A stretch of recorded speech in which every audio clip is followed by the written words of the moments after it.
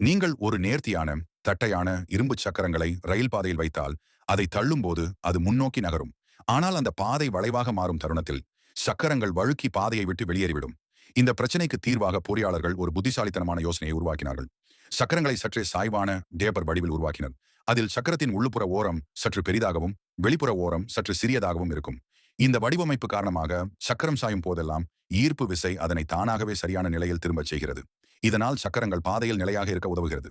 இருப்பினும் அதிக வேகத்தில் ரயில் செல்லும் போது தடம் புரள்வது டிரெயில்மெண்ட் நிகழ வாய்ப்பு உள்ளது. அதனால் மேலும் ஒரு பாதுகாப்பு அம்சம் சேர்க்கப்பட்டது. அது சக்கரத்தின் உள்ளுப்புறத்தில் உள்ள உயர்ந்த ஓரம். அதையே ரிம் என்று அழைக்கிறோம். அவசர நிலைகளில் இந்த ரீம் ரயில் பாதையை வலுவாக அழுத்தி சக்கரங்கள் பாதையை விட்டு வழுக்கிச் செல்லாமல் தடுக்கும். மேலும் பாதை மாற்றத்தின் போதும் இந்த ரீம் முக்கிய பங்கு வகிக்கிறது. முனையுள்ள வழிகாட்டி ரயில் கம்பிகளின் உதவியுடன் ரீம் ரயிலை ஒரு பாதையிலிருந்து மற்றொரு பாதைக்கு மென்மையாக மாற்ற உதவுகிறது. இந்த வடிவமைப்புடன் தான் இன்றைய ரயில் சக்கரங்கள் உருவானது. ரயில் பயணத்தை பாதுகாப்பாகவும் நம்பகமாகவும் மாற்றிய இந்த கண்டுபிடிப்பு போக்குவரத்து செலவுகளை குறைத்து உலகம் முழுவதும் பொருளாதாரங்களை மாற்றியமைத்து தொழில்துறை புரட்சிக்கு பெரும் சக்தியாக விளங்கியது.